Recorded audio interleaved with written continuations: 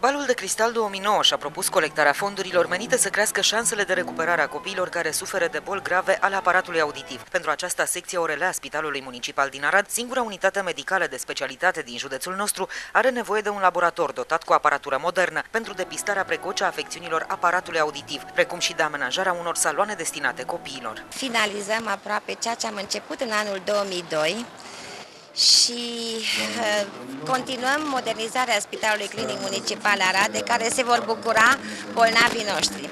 Pe această cale vrem să mulțumim primăriei, Facultății de Medicină din Arad și, bineînțeles, sponsorilor care ne ajută și care sper că și de acum în continuare ne vor ajuta. Donația pentru secția Orelea a fost adunată din biletele de intrare la Balul de Cristal, un bilet având la fel ca anul trecut prețul de 500 de lei. Pe lângă aceste donații au fost și altele provenite de la firme, societăți și persoane private. În acest an, suma de bani pe care o adunăm o ducem către Spitalul de Copii, o secție specială, de aceea avem conducerea spitalului aici, iar împreună cu noi sunt și cele 4 ONG-uri, Lions și Rotary, care în fiecare an participă la acest eveniment și împreună sumele de bani pe care le-am strâns pe timpul anului 2009 le ducem în diferite direcții.